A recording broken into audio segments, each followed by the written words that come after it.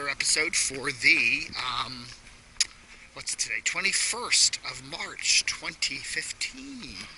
Well, I've been using SlingTV now for a couple weeks, and I like it. I did let my free trial slip into first month for $19.99, and I have to say, excuse me, I have to say that it's nice. I'm only getting it for one channel. You know, I want AMC because of Better Call Saul, the new last half season of Mad Men, and Halt and Catch Fire for this summer, so I'm going to keep it going for a couple months. That's the only reason I'm getting it. The other channels, honestly, TBS, IFC, even ESPN, I don't really watch, so I'm just getting it for that. But, yeah, I do find when I'm watching on the PC, especially in evenings, I get those error codes 2 and 3 a lot. And if you restart it a couple times or fiddle around with it, usually you can get a stream going on one of the channels that you watch, AMC obviously. But I do notice that it's very common. I think it's just, again, their server overload stuff, so what are you going to do? But if I'm watching it during the day or in the mornings, I never get that problem. So that's what I think. I think it's just a server overload, something they need to work out. And they do occasionally put up episodes that you can watch on demand. They had, for example, they have episodes 5 and 6 this morning of Better Call Saul, so I could watch those, which I've already seen. Episode 7, I slept through part of it, and I wanted to watch that again, but I can't because for some odd reason that's not up there on their list yet. Maybe next week. I don't know. It would be nice if AMC would run Better Call Saul live more often on their channel so that I could catch it. They just don't seem to do that. They run it Monday nights, and then, you know, it's like 3 in the morning, and I don't know, it's annoying. But if they had that on, like, ran it another evening or two, that would be kind of cool. So, I don't know.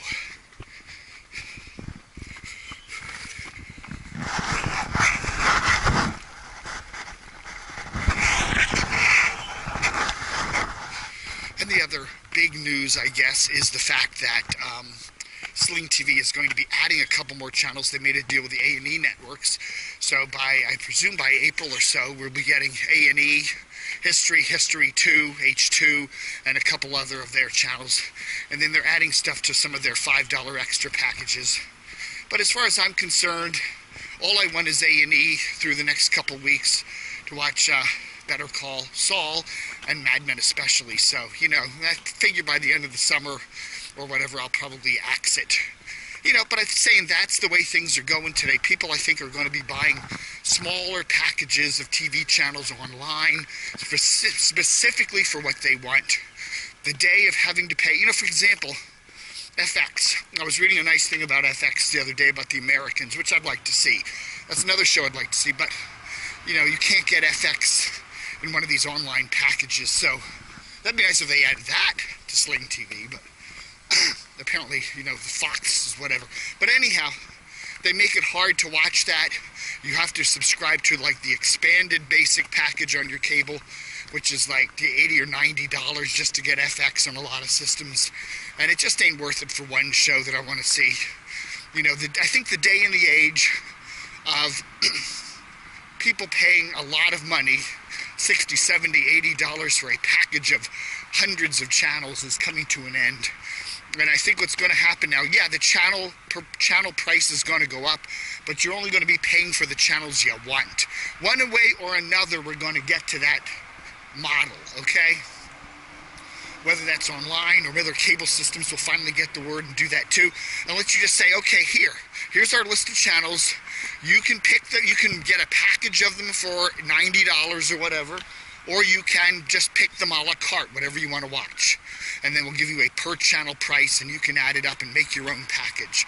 I think eventually the cable companies are going to have to do that, or else they're just going to get their scalps handed to them by some of these online services, because it's going to shake out one way or the other, and eventually we're going to get to that point where you're going to get the, you know, just choose the channels you want and pay for them. And, you know, this day and age of paying a huge amount of money for a whole bunch of channels you don't want. What's going to be bad about that is that you're going to see a lot of channels going under. you know, a lot of these channels like Ovation and BBC America perhaps, a lot of these other channels, if they don't have quality programming that people really want to watch, if they're just stuck there on some cable system that you never watch, you know, they're gonna have some trouble, because people are their audience is going to go down. So I think that's probably what the shakeout's going to be. So we'll see. Other big news this week, we had Apple announced that it's going to be doing an online service and signing up a bunch of networks, including some broadcasters. They're going to have everybody but NBC. I think they said Fox, ABC, CBS were signing on with them. So it has yet to launch, obviously, but that's another big thing. So they're going to be launching a package that'll be for their Apple device, and I guess eventually for other devices. So that's cool. So yeah, there's a lot of things going on. I noticed Wall Street Journal had a big article this week on all these different online packages. So, you know, things are happening. We're not there to a point where, you know, it's all in a shakeout mode right now, and I think it will be for the next couple of years for cord cutters and stuff like that. But the people that will generally lose in this, I think, the losers generally are going to be the cable companies, the owners of a lot of these niche channels that a lot of people don't watch, and you know, stuff like that. I think, you know, we're going to see a lot of changes. TV stations, I think local TV stations tend to be big losers too. If more and more people are watching the networks directly on network feeds, you know, if you can watch CBS directly from CBS, why are you going to need your local CBS station? You know. And I don't think the local stations are going to go away, because they still do stuff like local news, which you can't get anywhere else, but it's going to hurt them. There are going to be fewer and fewer people watching those network stations in the long run. I don't think we're going to see too much in the short run. But so anyway, that's the cord cutter for today. So far, so good. I mean, I'm cut Comcast TV service back in September. This is March now, so it's been more than half a year, and have no problems with it. I really, you know, I'm still paying. I'm paying probably $110 a month for TV with my internet service, plus a bunch, you know, plus Netflix and a couple other packages. So, you know, but that saves me considerably on what I would be paying Comcast for a standard, you know, tier of a whole bunch of channels for $180+. Now again, Comcast says, well, we'll sign you up for this and that, a bunch of this, but you have to sign a 2-year deal, and the promo rate only goes for 1 year. So you're stuck with a promo rate for 1 year, but they lock you in for 2. Is that a deal? Is that a good deal? I don't know. And it's just another thing too. Even though I may not be saving a ton of money, it's just nice to know that I'm not sending any more than I have to the evil bastards at Comcast, because they really, it is a very poorly run company. They treat their customers like crap, and I just don't want to support them any more than I have to. You know, in my neighborhood, I have only one choice for broadband, and that's Comcast, and that's it. There's nowhere else to go. No Verizon Fios, no Google Fiber, no nothing. So what do? I have to spend that money with Comcast. I'd love somebody else to be there, but what do? But I'm not spending a penny more with Comcast than I have to. All right, folks, thanks for watching my cord cutter. I'm Dave, the cord cutter.